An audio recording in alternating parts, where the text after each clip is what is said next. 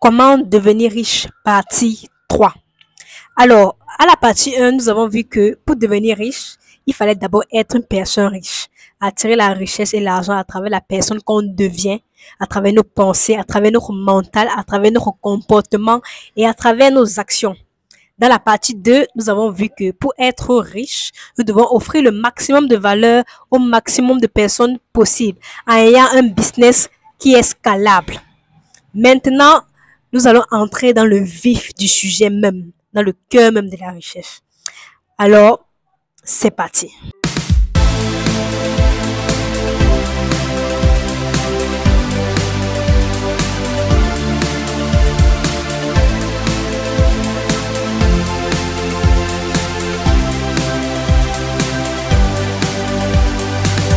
Tout d'abord, nous allons commencer avec la définition des termes. Voici la partie la plus importante. Si vous ne comprenez pas ça, laissez tomber. Vous n'allez jamais devenir une personne riche. Ça, c'est les fondamentaux à comprendre. Revenu actif, revenu passif, dépenses actives et dépenses passives. Alors, c'est quoi la différence entre un revenu actif et un revenu passif? Un revenu actif est tout simplement l'argent qu'on gagne en travaillant. L'argent qui demande notre temps, notre énergie, notre effort pour produire. Ça, c'est un revenu actif. Maintenant, le revenu passif, c'est l'argent qu'on gagne qui ne demande pas notre temps ou encore de notre intervention. Donc, c'est un argent sur automatique, on peut dire, sans effort de notre part, sans énergie. Je vais vous prendre un exemple. Pour le revenu actif, un employé, l'argent qu'un employé gagne, c'est un revenu actif. Ça a besoin, pour qu'un employé gagne de l'argent, il a besoin d'être présent, il a besoin de mettre son effort, mettre son temps, mettre son énergie, mettre ses compétences pour gagner cet argent. Maintenant, de l'autre côté, l'exemple d'un revenu passif, ça peut être un investissement dans l'immobilier. Si vous possédez un immeuble où il y a des locataires qui paient de l'argent chaque mois, ces loyers sont un revenu passif pour vous parce que vous ne faites rien pour gagner cet argent. Ça veut dire que chaque mois, il y a un montant de votre compte en banque sans que vous n'ayez bougé un petit doigt pour générer cet argent. Donc l'immobilier en général, c'est un produit des revenus passifs. Maintenant, quelle est la différence entre une dépense active et une dépense passive? Un actif est tout simplement quelque chose qui entre de l'argent dans notre poche. Pourtant, un passif est quelque chose qui enlève de l'argent dans notre poche. Un actif prend de la valeur avec du temps. Pourtant, un passif baisse en valeur avec du temps, dont la valeur réduit au fil du temps. Prenons un exemple simple. Un actif. Ça peut être, et va encore prendre l'exemple de l'immobilier. Acquérir des biens immobiliers est un actif. Parce qu'avec le temps, les biens immobiliers prennent de la valeur. Et quand tu achètes un bien immobilier, c'est pour peut-être la mettre en location, ce qui va vous produire de l'argent. Donc ça, c'est une dépense active. Donc c'est un actif que vous êtes en train d'acquérir. Pourtant, un passif, comme peut-être une voiture. Une voiture est un passif. Pourquoi? Parce que ça enlève de l'argent de votre poche. Quand vous achetez une voiture, vous aurez besoin de l'argent pour le carburant. Vous aurez besoin de dépenser de l'argent pour le carburant, dépenser de l'argent pour la maintenance. Et avec le temps, la voiture baisse en valeur avec le temps. Si vous achetez aujourd'hui une voiture à 1 million, dans 5 ans, ça ne va plus valoir 1 million. Ça va peut-être valoir 500 000. Donc, la voiture est un passif. Bon, voilà la différence entre un actif et un passif. Entrons dans le vif du sujet. Comment atteindre la liberté financière? Comment réellement devenir une personne riche? Tout simplement en investissant. On a parlé du quadrant du cash flow dans la partie 2 de cette série de vidéos. On a parlé des quadrants du cash flow. Du quadrant entre E qui est pour employé, T qui est pour travailleur indépendant, P qui est pour propriétaire d'entreprise et I qui est pour les investisseurs.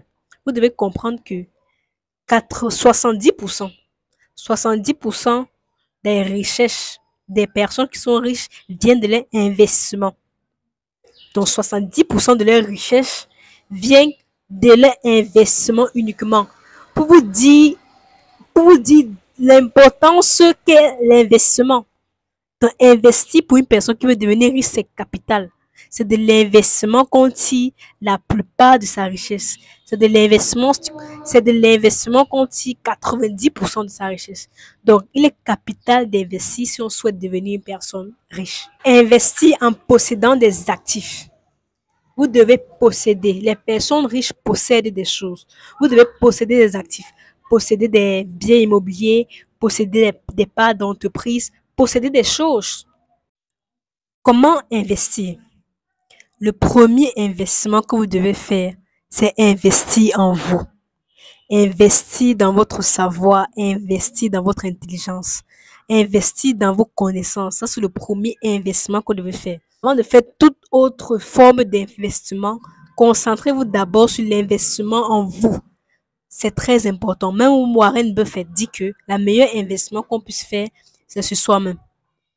Même Robert Kiyosaki le dit. Le meilleur investissement qu'on puisse faire, c'est sur soi-même. Le meilleur rendement sur l'investissement qu'on puisse faire, c'est les savoirs qu'on a. Parce que si vous avez le savoir, il sera difficile pour vous de faire des erreurs ou encore de prendre des risques inutiles. Donc, investissez d'abord en vous avant de chercher à investir dans d'autres projets ou d'autres opportunités. Deuxième chose, investissez principalement dans des actifs. Vous connaissez déjà la définition d'un actif, ce qui prend de la valeur avec le temps et ce qui augmente de l'argent dans votre poche. Investissez principalement dans les actifs. Possédez des actifs, possédez des biens immobiliers, possédez des parts d'entreprise, investissez dans des entreprises, investissez dans des startups. Cherchez à posséder le maximum d'actifs possible. C'est le secret de l'enrichissement. Posséder des actifs au maximum. Ça doit être votre focus. Quand vous aurez déjà l'argent pour investir, possédez des actifs au maximum. Investissez, investissez, investissez. Une règle de l'économie qui est très très importante. Ne jamais utiliser l'argent de vos actifs pour acheter des passifs. Ne jamais utiliser l'argent de vos actifs pour acheter des passifs. Je vais vous prendre un exemple. Si vous êtes un employé, n'utilisez jamais l'argent de votre salaire pour faire une dépense passive comme acheter une voiture. C'est une grosse erreur. Ne jamais utiliser l'argent d'un actif pour une dépense passive. Ce que vous devez faire, c'est quoi? Utilisez plutôt l'argent de vos actifs et investissez cet argent-là dans d'autres actifs qui vont générer des revenus passifs. C'est avec ces revenus passifs de vos investissements que vous allez acheter vos dépenses passives comme les voitures, les vêtements, les choses de luxe et tout ça. Je vais répéter.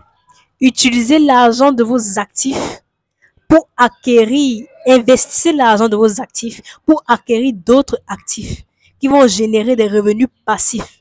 C'est avec ces revenus passifs que vous allez faire des dépenses passives comme les voitures, comme les montres de luxe, comme des matériels de luxe et vous faire plaisir. Donc, n'utilisez jamais l'argent de vos actifs directement pour faire des dépenses passives. Investissez l'argent de vos actifs et c'est avec les revenus passifs de vos investissements que vous allez faire vos dépenses passives. Bon, j'espère que c'est bien compris.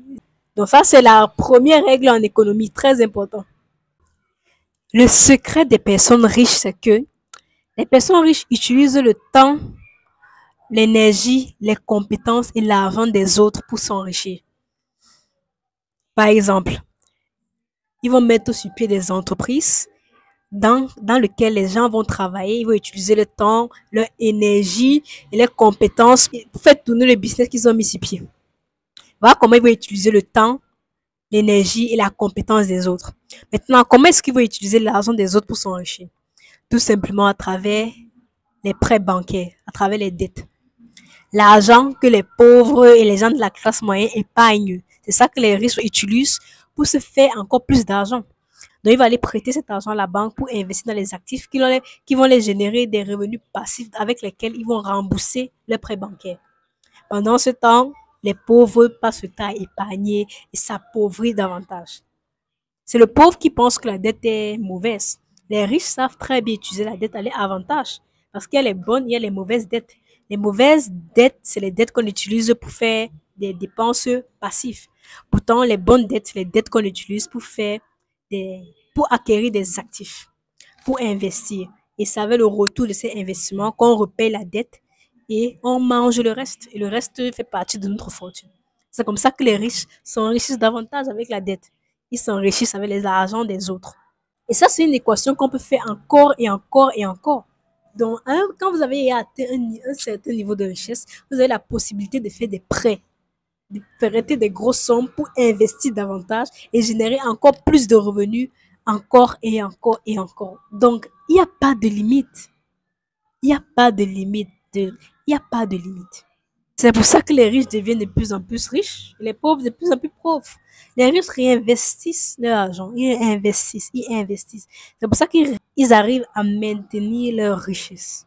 La seule limite, c'est vous-même. La seule limite, c'est vous. Il faut enlever dans votre tête l'idée de la pénurie d'argent. Ça n'existe pas. Il n'y a pas de pénurie d'argent.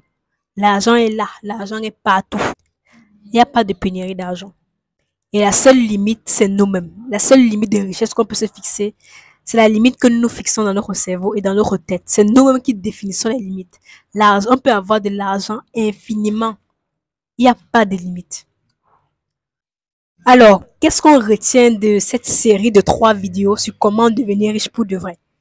La première étape, c'est être une personne riche en attirant la richesse vers soi, en devenant une personne de valeur à travers notre manière de penser, notre manière d'agir, nos habitudes. Attirer la richesse en étant une personne de valeur. Ça, c'est la première chose à faire. La deuxième chose à faire, c'est donner de la valeur au maximum de personnes possible.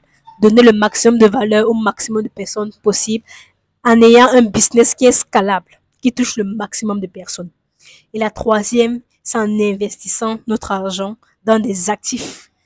Posséder des choses, investissez au maximum. Il n'y a pas de limite. Les gars, il n'y a pas de limite. La limite est ce qu'on se fixe dans notre cerveau. Nous sommes nos seules limites. La limite n'existe pas. J'espère que ces 3 séries de vidéos vous ont appris beaucoup de choses par rapport à la recherche et sur comment devenir riche.